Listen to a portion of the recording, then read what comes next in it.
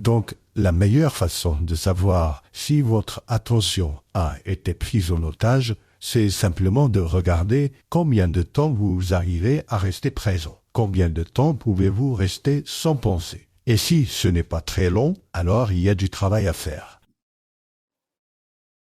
It is a weird kind of spiritual maturity. C'est une forme un peu étrange de maturité spirituelle, de se rendre compte que toutes ces forces, tous ces obstacles qui nous donnent l'impression de nous plomber sont en réalité là pour voir ce que nous avons dans le ventre et faire émerger la lumière en nous. Est-ce que c'est trop poétique de le dire comme ça? No, it's not. So Non, pas du tout. if we look at it this way, Amrit, Et si on voit les choses de cette manière, Amrit, voyez-vous, moi j'aime garder les choses simples. Parce que si c'est compliqué ou difficile, je ne comprendrai pas et je ne pourrai pas le faire. so we think it's about some special power. On croit que c'est une histoire de pouvoirs spéciaux, de capacités extraordinaires ou d'une intuition supérieure. C'est n'importe quoi. Je vais vous dire à quoi ça se résume. Ça se résume à deux choses, et ça a toujours été deux choses. Le courage et la détermination. C'est tout. Rien d'autre. When you are not fearful and when you Quand ask vous yourself, n'avez pas peur et que vous vous demandez « Qu'est-ce que je ferais si je n'avais pas peur ?» Là, vous avez votre plan. Rien à chercher de plus. Vous avez votre plan. Ensuite, vous passez à l'action. Et vous ne laissez pas les circonstances extérieures vous pousser à capituler et à abandonner. the will La volonté est la chose la plus importante à développer. Pas les compétences, pas l'information, pas la clairsentience, pas la clairvoyance. Tout cela n'est que de la connerie. La chose la plus importante, c'est notre volonté. Notre volonté est tangible. Nous l'utilisons pour tout. C'est notre énergie, notre intention dirigée.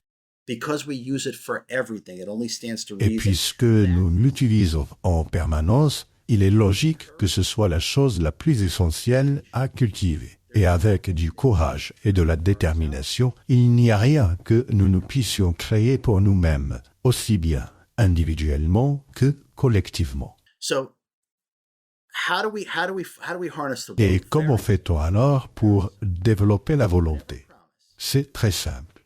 Très simple. Toute promesse que vous vous faites à vous-même, vous la tenez quoi qu'il arrive. And then you expand upon it. It's so Et ensuite, vous élargissez à partir de là. C'est aussi simple que ça. Tout est simple, Amrit. Tout devient simple dès que le mental arrête de s'en mêler. So it is, and this is some of the exercises that I have people do in classes. Et c'est d'ailleurs l'un des exercices que je demande aux gens de faire en atelier.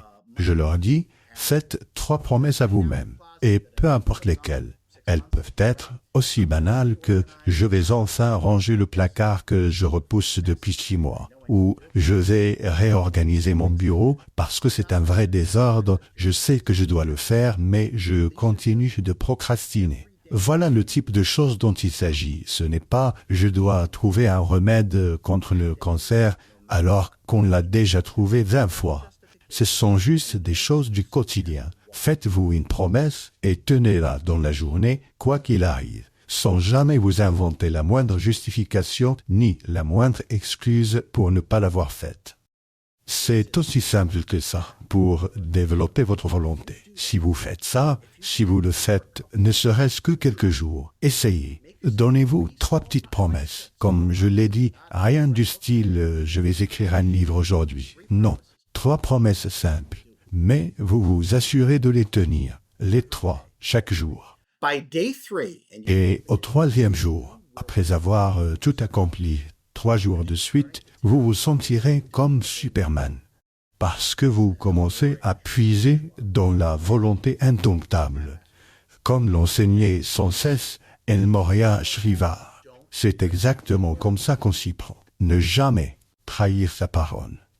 so what we want to do, and that's Ce que nous voulons faire, et c'est de cette manière que la volonté se développe, c'est comprendre qu'à chaque fois que nous nous faisons une promesse et que nous ne la tenons pas, cela représente une petite défaite pour la volonté. On se dit que c'est insignifiant. J'avais dit que je balayerais le garage, mais je suis fatigué, j'ai mal au dos. Eh bien, chaque fois que nous ne tenons pas parole envers nous-mêmes, même pour une petite chose, c'est une micro-défaite de la volonté.